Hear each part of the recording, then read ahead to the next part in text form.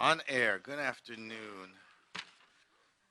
This is Councilman Gil Cedillo, the Housing Committee of Wednesday, February 15th, 2017, here at around 1 o'clock, 200 North Spring Street, Los Angeles, California, 90012. I'm joined by Councilmember Harris Dawson and by Councilmember Senator Curran Price. A member of the public speaking on more than one agenda item shall be allowed to speak for up to 1 minute per item, to a total of 2 minutes per meeting. There will be the only opportunity to speak other than during general comment. For those members of the public who have submitted speaker cards on more than one committee agenda item. General public comment is for non-agenda items within the subject matter. Each speaker shall be limited to one meeting of general public comment per meeting. Maximum time for one speaker on multiple agenda items and general public comment is 3 minutes. Okay. Anybody else have a card that wants to get up in here? If not, we're going to close the public comment period.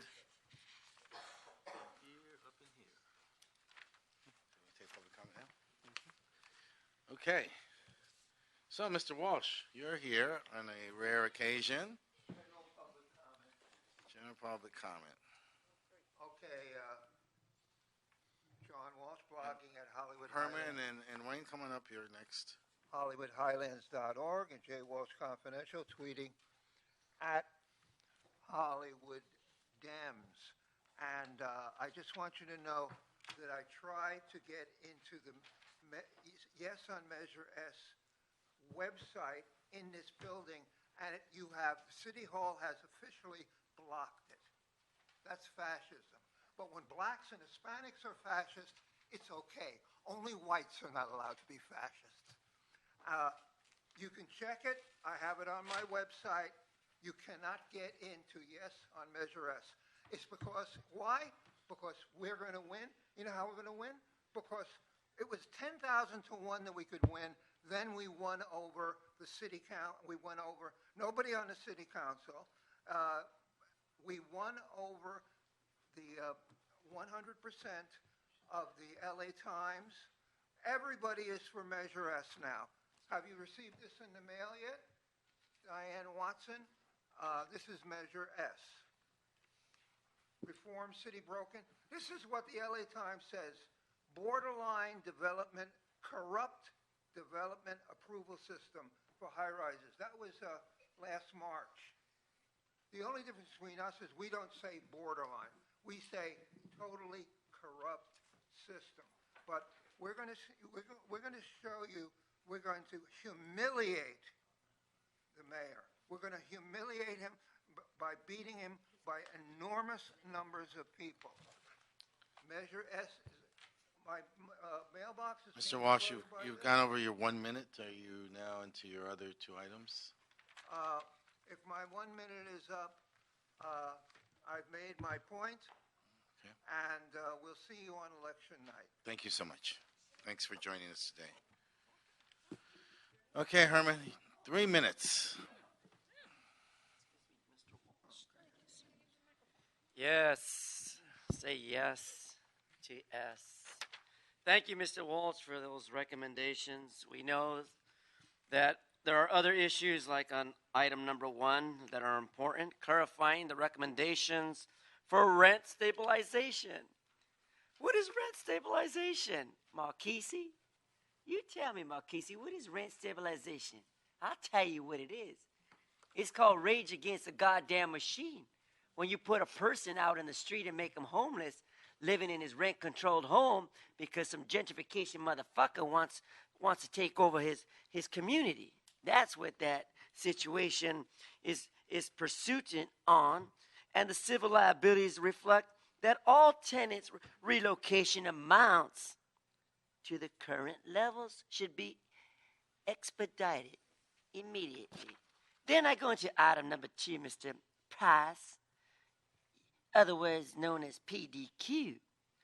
the city attorney told me the report of Miss, I think her name was Suzette or Susie, that woman, whatever the hell her name is, but drafting a local notice ordinance that establishes an enforcement mechanism to bolster city affordable housing. There ain't no fucking goddamn truth about affordable housing. There is none. CRA fucked up our affordable housing. Now, what other item am I on? 3 now. Low income tax credits. Well, you know what? There should be an audit on low income tax credits because the city of Los Angeles has somehow corrupted our system of abuse by using local state dollars and federal dollars when it came to the city administrative officer's report issuing financial commitments to low income affordable housing. Now let me go into general public comment. When I was out there in Woodland Hills shouting out, shut it all down, I was talking about the gas leak out there in Porter Ranch. And that dumb little motherfucker, white Jew from where is he from? CD12, yeah. That fool, you know what he did? He didn't show up to the meeting to represent his constituents. And the times I was living out in the streets up there in that Porter Ranch, smelling all that shit, it ain't good for your health. And one other thing, since I got my 2 African-American brothers here, I want to remind you that Imperial Wilmington area, right there with that dumbass Joe Busquiano blow, has put that medical marijuana shop near the Rosa Parks station. It's still an eyesore.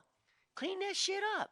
Don't make Watts an issue of discrimination, pointing out that African Americans look like fools. Those are my brothers. Those are my cousins. My cousins don't want people looking down on them with those eyesores. So clean that shit up at Rosa Parks on the Green Line. And we want to see affordable housing? No, we want real houses for the homeless. H, bitch. Cuz, okay, cuz, your time is up. Wayne. Okay. Go. So we talk about this item number 1. I met this lovely woman named Dell. Yeah, she talked about these relocation amounts back over there in Hollywood. Yes, Dell Richardson. Yes, she talked about that the tenants need to accept relocation amounts at the current levels. The problem was that she was not representing the owner. So the tenant said, shove it. See, the whole thing is the Ellis Act is bullshit because what happens is that your lease is given a fixed amount of bullshit money. It's too cheap. I said, yes, me and my friends said, Dale, give them $75,000 per tenant. And you know what happened? They fired her, yes, so no more on that, yes. So now we get to number 2, the city attorney drafting notices. You don't have a city attorney. You have a criminal for a city attorney, yes, like Hugo Rossiter that purges himself, yes. They like to commit crimes in the other building. So just go to the city attorney on the 8th floor and then go to 11,000 Wilshire Boulevard. Ask them to go to the 13th floor. That's the Secret Service. Yes. They want to talk to Mr. Rossiter later on. And then we have number 3, housing tax credits. What do we need this shit for? Trust fund pipeline. Pipelines? So you support pipelines? Like the Indians? What about Standing Rock? We don't want that Standing Rock shit. No on Standing Rock and no on pipelines for California taxes. So now, yes on Measure S. And I use my laptop with your Wi-Fi. And you know what? I type in yes on S. They blocked it under the category games. So you're playing fucking games with Wi-Fi and my First Amendment right to find out about Measure S. Measure S stops spot zoning, and Measure S stops the Del Harrises of the world from terrorizing us tenants in rent-controlled apartments. Yes, that's right. Because they like to come, the developers get the city councilman to grant a spot zone, and then they throw you out of your apartment at gunpoint to give you a lousy $7,000 fucking dollars for a goddamn apartment that's worth tens of thousands of dollars. Yes on S. Yes on S. Yes on S. Yes on S. Yes on S. No to corruption. Thank Okay. you. All right.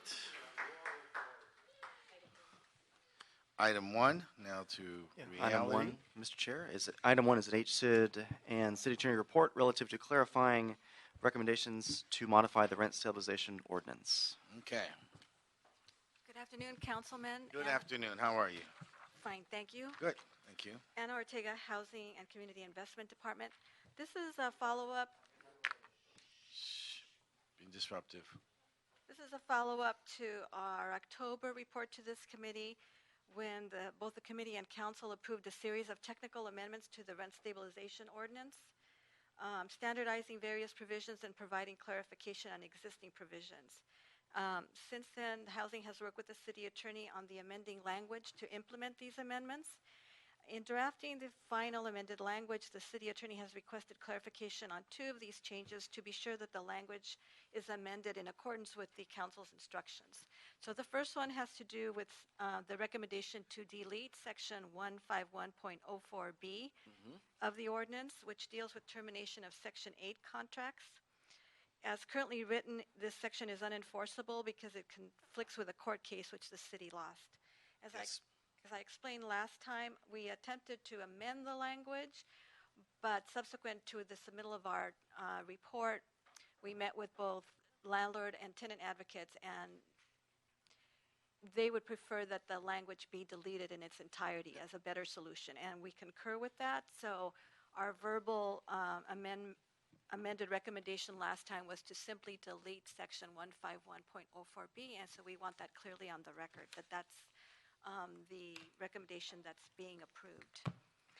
The second clarification had to do with the section 151.09G. That section deals with relocation assistance and when it's required.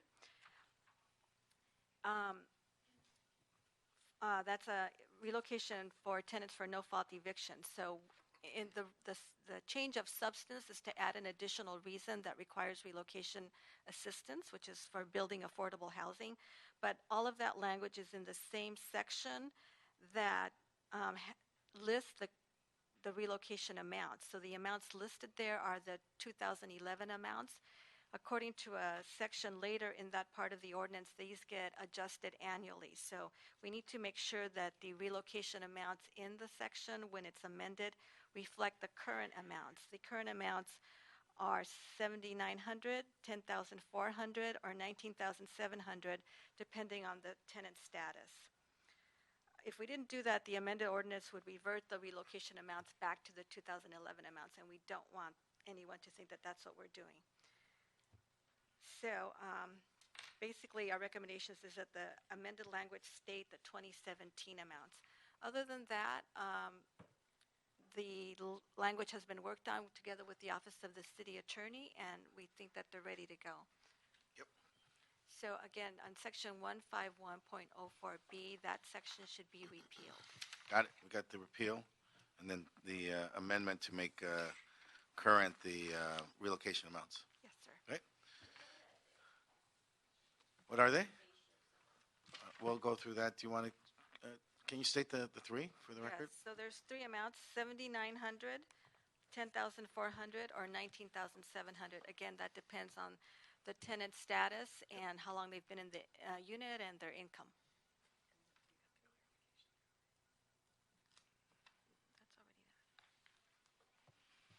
That's already that. Okay. Miss, do you have that? Okay. Public comment? Carlos Aguilar? And we would also request, Deborah, into the mic. Or you could just into the mic. Say your name, Deborah. Just for the record. Deborah Brightham from the City Attorney's Office. Apologies for the interruption. We just request if this body feels it's proper, that the matter be sent directly to city council and not have to come back to the Yes. committee. Carlos. Carlos Aguilar, Coalition for Economic Survival. CES supports these proposed amendments to the rent stabilization ordinance. The amendments will improve enforcement, clarify provisions of the RSO, and bring the law into compliance with state law. The provisions are straightforward and should not be controversial.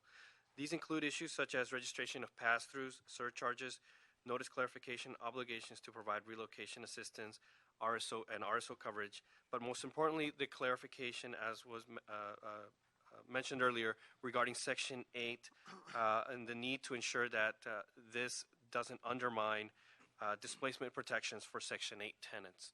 We urge the approval of these amendments. Thank you. Okay.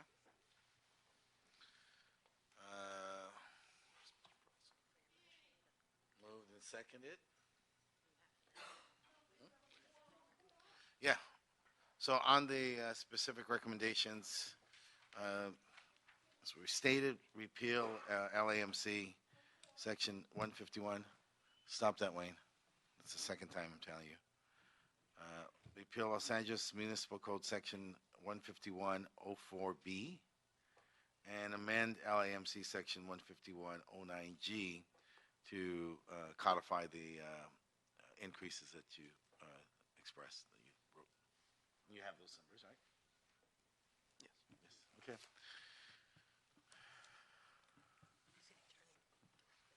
Right. And then the final one is the city attorney asked, we will make sure that this goes straight to the council, does not have to come back here forthwith. Okay? Okay. Mr. Price, you want to second this order? Okay, moved and seconded. Any objections? Nope. Okay. So be the order. Mr. Chair, would you Thank like to go to item number 2? Yes, I would. I want to thank, though, the tenants advocates and everybody who worked on this together because we're making progress. Item number 2 is a motion, City O. Price, requesting that HCID and City Attorney report relative to drafting a local notice ordinance. Okay. Do you have anybody come up? Housing. Let's go, brother. Come on, man. Let's do this. On the mic, please. Frankly, Campos with the Housing Department. So basically, we're here for the motion that has been introduced to report back in terms of creating a motion that would mirror the state notification requirements. Currently, the Housing Department has been monitoring, enforcing, and tracking the expiration of at-risk affordable housing. Although the state law has this in the books, actually the city has no local mechanism in place to track these notices. We do track them, but then we have no local authority to enforce them. So every time that an owner of an at-risk property, their covenants, rental subsidies are going to expire, per state law, the owner is required to provide a 1-year notification and a 6-month notification. And the notice is provided to the residents, to the state. But we do track them. But even though that the notification is in place, we're finding out over the last few years is that as more and more city-restricted properties are expiring, we're having a hard time actually enforcing the notification requirements, and therefore we agree with the motion that we should explore previous recommendations from 2004 that would create an ordinance that would mirror the state and actually to be crafted around what we have seen that has worked and possibly not worked in terms of tracking and enforcing these notifications. Okay. Colleagues? Thank you so much, Mr. Chair. I was very curious about this motion and set of activities, so the number 2003 jumped off the page at me. That was 14 years ago. You're very young looking, so I'm assuming you weren't here when that was happening. I'm just very curious about between now and then, like the world has changed a lot. And, how are we looking at this problem now versus how it was being looked at then? Sure. And actually, back in 2004, there was recommendations from the Blue Ribbon Committee. Actually, one of the recommendations was to create an ordinance that would mirror the state. And so I did participate actually on those recommendations back then. And what happened back then was that the state law was in place. It was mainly for federally assisted housing. In 2005, the state amended their requirements to include city-financed properties. So there was the decision that, let's continue, and now that we have this vehicle in place, let's continue tracking and enforcing the state notification. So pretty much back then, what we were dealing with was mainly expiations of federally subsidized housing, project-based Section 8, maturing mortgages. What we're seeing now and what is different is that now we have the vast majority of the properties that were expiring over the last 3 years have been CRA finance, have been city finance. So we're seeing that now there's a need to actually have that vehicle in place, that we could actually work with our city attorney and enforce the notification requirements.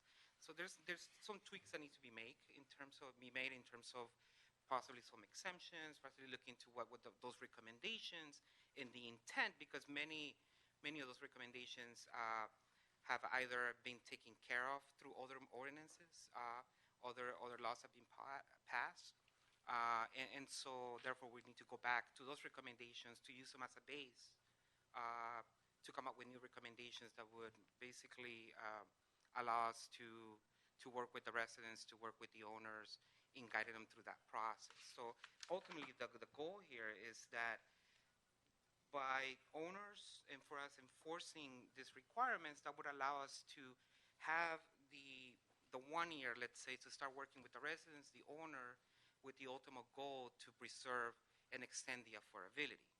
And so that's basically the goal. No, I got that. That makes a lot of sense, and I agree with the spirit with which this has been approached. I guess my questions are more about the mechanics of it and the logistics. So it seems to me, just on its face, as total amateur, don't know about this area of work. If the CRA funded something and put a covenant on it, CRA would know when it expires, right? Correct. So, I mean, it seems like we don't need to wait for the owners. No, to actually. tell us that. Actually, we know, and we proactively work with the owners. We proactively call the owners to look into ways of extending the affordability. But the notification is actually one of the many tools that we have at our disposal to work with the owners. And in some cases, we probably don't know. Let's say if it's a federally subsidized housing, for example, we don't know when. We have an indication of when the expiration is going to take place, but we don't know what the intentions of the owners are until we go ahead and But we do. But the date is public information. Am Correct, I understanding that correctly? and because there's certain information that we don't get, once we get the information, then we actually could make an informed decision. Ed Gibson, Housing Community Investment Department. Part of the challenge is most projects have multiple affordability covenants on them. Yeah. And so some are earlier, some are longer. And so until you actually have a noticing law, and it basically puts everybody in record, yep, we're out of everything. And so right now it's only at the state level. And so, you end up having to chase them on a state level. It'd be better for the city to have a notice that followed letting us know when you're coming out. We try to track every affordability covenant there is. But if you had a little financing here or something modified, you might have had it extended. And it doesn't necessarily show up on ours, but it might show up on someone else's who we can't see. And this is the one notice that goes out a year in advance that puts everybody on record. And Right. from that, it gives us an opportunity to say, let's talk about what you're doing. Sure. But it also keeps it from being a surprise, because what you find is people come up and like, I'm out and I'm refining, and everybody Yeah, get out of the yeah, building. no. Yeah. Those are the clever ones waiting in the background. Right. So I appreciate that. That's very, very important. I guess the part that I'm getting stuck on is whether it's state, whether it's federal, whether it's CRA, right? All of those things are public information. Or are they not? Or am I wrong about that? And there's some of that information that's not public, or that's only available to the owner and the agency. It's not necessarily all visible without perhaps the world's largest research project. So people, depending on where you are, they may post their affordability covenants online, when exactly they expire. And so if you have a tax credit deal, then you would have to go to tax credits. If you have the county, then you got to go find out what the county put on there. CRA, we absolutely track because everything was sent over to us. The housing department and home funds, we absolutely track. We meet with HUD to talk about what's coming up and who's talking about refinancing along the way, so we can have that conversation. But even that's not a firm date on what somebody's going to do. And then if somebody got some other type of financing along the way that you can't see because you didn't need to subordinate, you didn't do anything else, they just fell in line, you can't see everybody all the time. That's what the challenge is. So we do our best to get them all in a database, as many as we can find and keep track of, and we go from there. And the real challenge is there's just so many. But the second they trigger the notification, they're triggering their intent. And that's really what this is all about, is catching you in your intent. Because if your intent was to stay in the program, you would have called us already. Right. No, I get that, and I think it's right to have as much notification as you can so you can start talking to the person. I guess it's troubling to get my mind around this idea that there's all these different streams of information. I'll give you an example that's not related to this. So I have a car that I'm leasing, and the lease is up in 3 months. I get a piece of mail from every dealer in California. Yeah. Somehow they all know that my lease is expiring, and they don't wait for me to fill out a form and say, "Hey, everybody, my lease is expiring. Come help me." And again, maybe this is outside of our jurisdiction or control, but I just worry that it feels like there are a lot of pieces of public information that could be organized in a way that puts us at an even more strategic place. Because what it seems like I'm seeing here is, after the state has gone and after these other people have gone, we're then going to go back behind those people and get our own notification. And it just seems like a little bit duplicative or triplicative. It's not that they're gone. It's that we're being notified when a deal is getting ready to opt out. The dates may be close. They may be far apart. We can track ours, and we make calls on ours because that's what we do. Right. But I don't necessarily know. The next one may be a year out, and this is when you start because it's the last one. And if your true intent is to leave, that's when you're going to give your notice, and you've played your hand. Have we called you? Sure we have. I think the challenge with the car lease and other commercial paper is that's sold on secondary markets, so it starts to become public. We're talking about a number of different types of public entities and government entities who don't necessarily publish all of their documentation that makes it quite easy. And when you look at some of the old deals, maybe you saw 3 funding sources, maybe you saw 5, and then there's a while there you could see 7 different types of funding, each with its own set of requirements, which makes these deals start to get complicated. So depending on what year you're looking at, was it the early years when credits were 15, were they 30 years, was home 30, did it go 40 or 50, was it before the 55-year covenant, was it a bond transaction? I'm telling you, it gets complicated inside. Someone finally said, give us a notice when you're trying to give out. And it was a great idea. And they've included the first round, no, but the second round they added cities covenants.